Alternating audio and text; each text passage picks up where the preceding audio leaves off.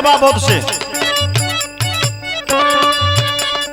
हम गायक नरेंद्र यादव मुबारकपुर खुटहान जौनपुर की सरजमी से आप सभी सम्मानित श्रोता साथियों का बहुत बहुत स्वागत वंदन अभिनंदन करता हूं। आज शिवा स्टूडियो, शिवा सम्राट स्टूडियो की देखरेख में हमारे तमाम सम्मानित श्रोता साथी यहाँ पर बैठे हुए हैं। एक आपके बीच में गीत प्रस्तुत करने जा रहा हूं,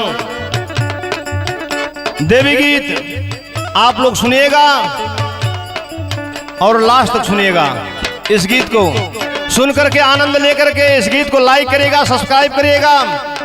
हमारे चैनल का नाम है नरेंद्र बिरहा वाले। लेकिन कहना हो बाबू कैसे हो,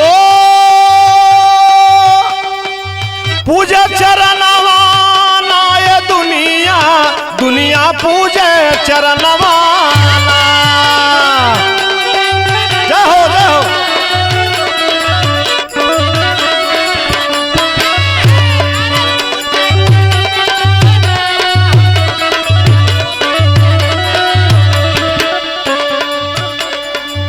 सो है शुभ नवरात्र का दिनवा, सो है शुभ नवरात्र का दिनवा, दुनिया पूजे चरणवा।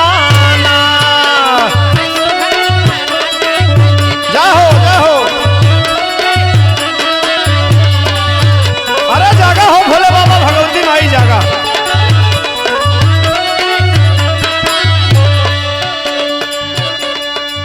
माई दुर्गा तू ही हो जगदम्बा। क्या बात है क्या बात है।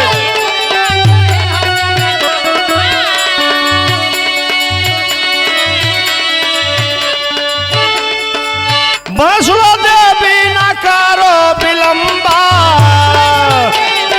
अरे लाल हुआ।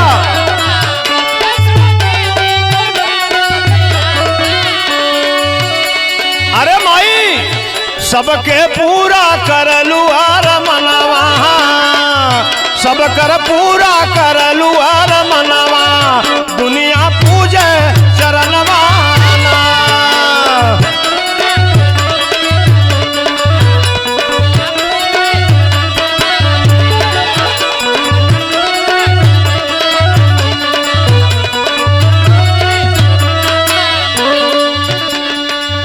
नौ दुर्गा मातेश्वरी महाकाली,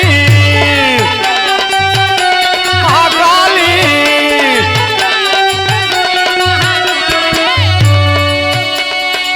कोई दुआरिया से जाए न खाली, से जाए न खाली।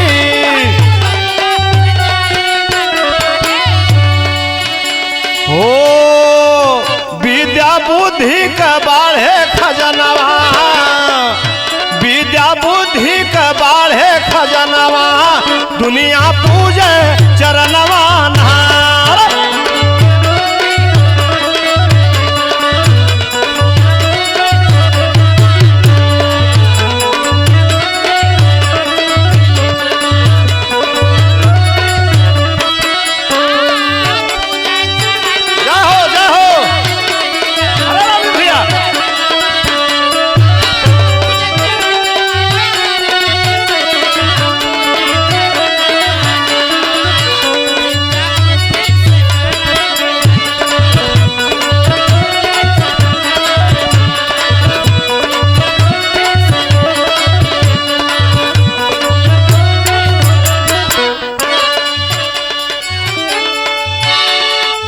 शक्ति माई के भक्ति भाव भावे, के भक्ति भाव भावे।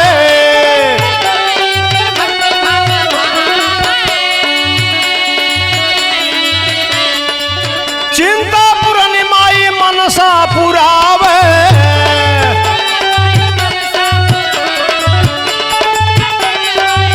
जय हो जय हो। सुरेंद्र भैया जगमग ज्योति जल हो रात दिनवा, जगमग ज्योति जल हो रात दिनवा, दुनिया पूजे चरणवाना।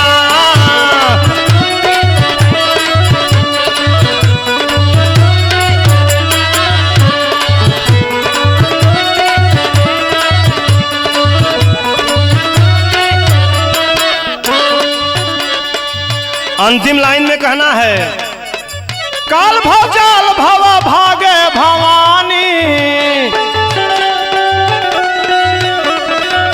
काल भवजाल भव भागे भवानी,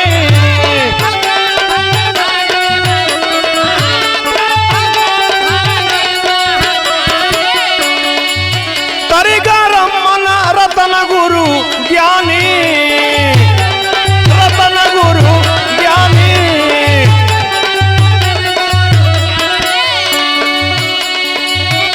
ओ